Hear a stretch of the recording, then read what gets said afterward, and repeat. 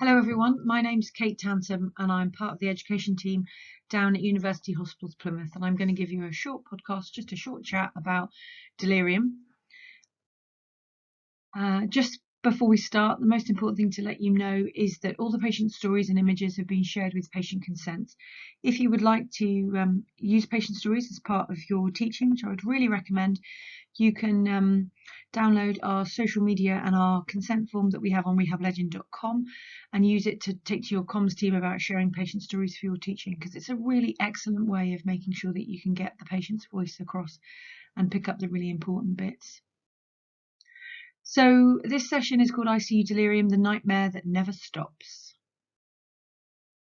The aim and objective of this session is to explore the impact of ICU delirium, to look at it from a patient experience, to discuss prevalence, assessment, and a few top tips. So welcome to World Delirium Awareness Day. It's an incredibly exciting day, and I hope you've been thrilled by the amount of support and information online, especially on Twitter. So please do get on board, become part of the conversation and start preventing delirium in your trusts and protecting your patients. This is a story of one of our patients. This was very kindly shared with us by our patient. And the reason there is a nuclear explosion on the front sheet is that the week that this gentleman became ill, Kim Jong and Donald Trump were having a war of words on Twitter. So he felt the reason he had been admitted to intensive care was that there must have been a nuclear holocaust.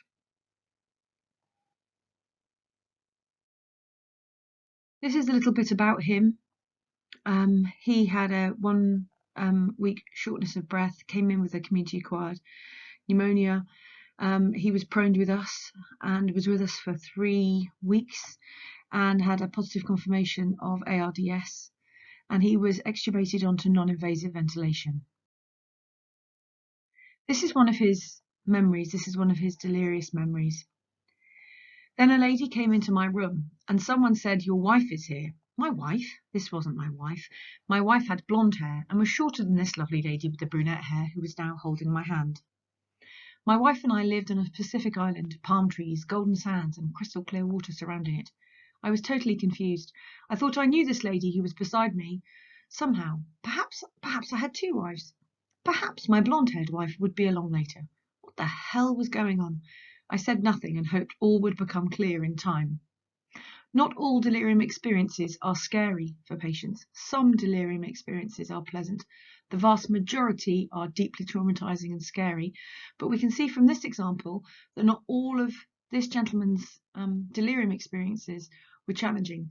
They were certainly challenging in different ways, but not scary challenging. This is one of his realms that he talks about feeling very scared of afterwards when we were chatting to him about his experiences. He says he was in a jumbo jet in first class on the upper deck. Now, what's interesting about this delirium experience is that he's able to describe every single element of that plane interior. He's able to describe the colour of the seatbelts, the smell, the carpet under his feet. So this is a real memory for him, that he can remember every single detail from sight, smell, touch, everything. So this isn't stored in his memory as though it was a hallucination or a dream. This is a real memory for him. So his memory is that 2 blonde stewardesses were helping unfasten seatbelts and directing passengers off the aircraft.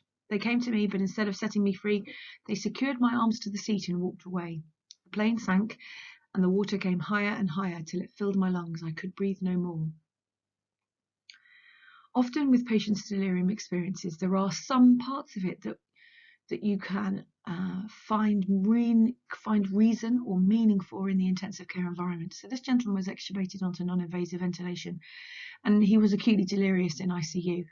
And I think at times he found his non-invasive mask very challenging and very hard to cope with. And he wasn't physically restrained in intensive care, but I imagine there were people who were supporting him to not pull his mask off while he was in. So I can imagine that there were females who would come to his bed space who were trying to keep him safe, keeping his mask on, because every time his mask came off, he became acutely hypoxic. We can see that again in this delirium experience about being in a desert, being staked out in the desert to die. The awful loneliness. If ever there was a hell, this place was it. So we know he had humidified non-invasive ventilation, so we know it would have felt hot, it would have felt dry, it would have felt scary. So we can probably see some parallels with non-invasive here. That was our hyperactive case study. We're now on a hypoactive delirium case study. This is a lovely gentleman who had cardiac surgery in 2019. He had an uneventful stay in cardiac intensive care and on the ward, and then was discharged home. He became acutely delirious at home and then was readmitted with a community-acquired pneumonia. When I was first asked to go and see him, he was the most profoundly hypoactive delirious patient I'd ever seen. He was completely non-communicative. He was unable to swallow, fully NG fed, and he was unresponsive. With quite a lot of therapy and quite a lot of work, in about 2.5 weeks, this gentleman went from being unresponsive and not moving in bed and not engaging in any kind of therapy or anything to playing basketball in the rehab garden, which you can see in the back of that picture. And the thing that unlocked it for that gentleman was his dog. This is a gentleman who'd spent so much of his time outside that it was getting his life back to normal, getting him fresh air, and seeing his dog was the thing that unlocked it for him. He was eating and drinking and mobilising with a frame and discharged home within 3 weeks of my primary assessment of him. So the definitions of delirium, and remember there's 3 types of delirium: hypoactive, hyperactive, and a mixed delirium. So your hyperactive patients present being acutely agitated and acutely distressed and quite physical. Your hypoactive patients are withdrawn, they are non-communicative, they might not engage in eye contact, they look very sleepy. And your mixed delirium patients are patients who oscillate between hyperactive and hypoactive. The definition of delirium is a disturbance of consciousness with reduced awareness, altered cognition, and the disturbance develops over a short period of time. And there has to be evidence of an etiologic cause, i.e. something that we can pin down and think, this is causing their delirium. But the key thing is it's over a short period of time. So the patient has been not delirious and then suddenly becomes delirious after something we think has happened. The consequences of delirium are really significant. These patients spend a longer time in hospital. They have a long-term cognitive impairment. They have a significant physical disability associated with their delirium. They have an increased risk of mortality, and that's a significant increased risk of mortality.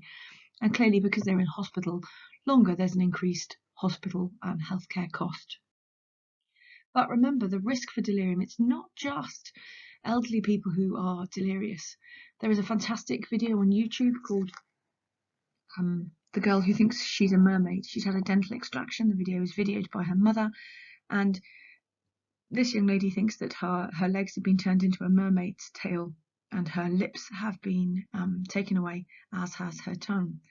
So she looks like she's 18 in the video, and she's acutely distressed. So I think we have to bust that myth bust number 1, that delirium happens in just elderly people. It doesn't. It happens in all of our population, and in our intensive care population, our elderly population are more vulnerable, but anyone who's been systemically unwell and ventilated is at high risk. Because remember, our patients in intensive care, anywhere between 50 and 80% who've been ventilated will become delirious, and anywhere between 20 and 50% who haven't been ventilated will become delirious. How do we assess for delirium? Well, I'm hoping you all know that we assess for delirium using the CAM-ICU score, and there's some more. I'll talk a bit more about the CAM-ICU score later, and there is other videos on rehablegend.com about how to actually do it and how to download the resources. But again, you're assessing for RAS, inattention, and you're assessing for disorganized thinking. For the 4AT is the perfect score for using on the ward, and I use it literally every single day, and it's absolutely amazing. It's 4 questions that you can get patients to answer very quickly. The key thing I would say, though, if you're assessing for delirium, is make sure that you ask the most obvious question, and you just go and have a chat to the patient to start off with. Ask them something really simple and mundane, like, does anything seem weird or different today? I can do a delirium assessment with that question often, sometimes more sensitively than I can with the 4AT or the CAM ICU, because the patients, I have seen patients in practice fly through the 4AT and the CAM ICU, but they are still acutely delirious, because they'll suddenly give you a gesture that says, nurse, come here. And you have a chat and they say, yeah, well, it's all fine, and I can tell you that a stone doesn't float on water, but did you realise that the reason I'm in hospital is because I've been banged over the head by an alien? So I would really, really, really encourage you to have really frank conversations with your patients about, is anything weird happened? And remember to make sure that those patients feel completely safe in telling you that kind of stuff. Lots of the patients that I see don't feel confident telling healthcare professionals that they're seeing something weird, just in case, in inverted commas, they're going mad. So they're often very scared to have those conversations. So this is a great poster produced by our lovely colleagues up north, and this is the things that you can be looking for and thinking about. This is actually a poster for the kind of more ward environment, but it's still an excellent poster about thinking about all the things that we can be doing to be able to support the patient. So the things that I would say are, an MTT approach is fundamental. We know that physiotherapy and early mobilisation in this patient cohort works really well to reduce the duration of delirium. Use families and loved ones to be able to support the patient. And when the patient is acutely delirious, remember to reassure them. You're repeating the same sentences. You are safe. Can you see me? My name's Kate. I'm a nurse. I'm going to keep you safe. It's remind them of person, place, and time. If they think they're in a different hospital, and they're comfortable with being in a different hospital, and you've reminded them of where they are, and they keep forgetting, I wouldn't stress it too much, because I think sometimes in these patients, if we try and reassure or orientate them too much, they can get quite agitated and quite anxious about that. So sometimes what I will do is I will just keep orientating them to quite simple things like meal times, like you're in the bed by the window, can you see your blue blankets, do you know that you're safe, can you see me? Avoid confrontation. I have patients who may believe that something has been stolen or something's been taken. I have patients telling me that they wake up and they think somebody has hurt or killed their loved ones. So remember to not engage in their in their hallucination, and to try and reassure them as much as possible, but never tell them that it's not happening nor it's not true, because very often that can make them more agitated. Distraction is a key thing if somebody's acutely delirious. You can then deal with the hallucination later when they're a bit better, but at the time sometimes distraction is kind of the best thing to do. Remember the impact on yourself and each other and their family. Lots and lots and lots of family members are incredibly anxious about delirium, worried that this is going to be a permanent thing and their loved one is never going to recover.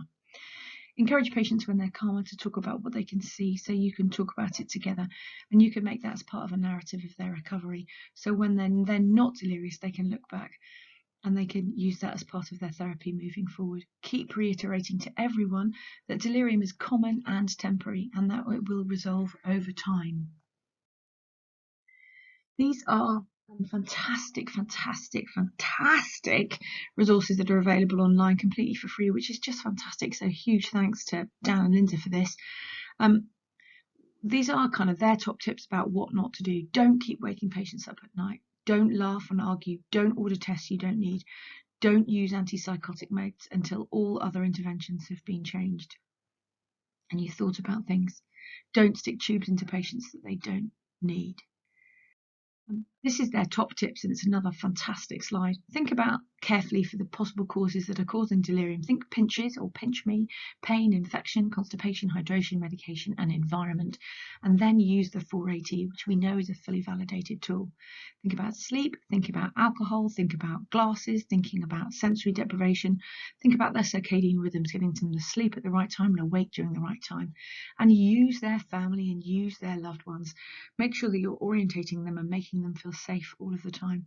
For lots of my patients, music is a thing that we use that really helps kind of break through a hypoactive delirium.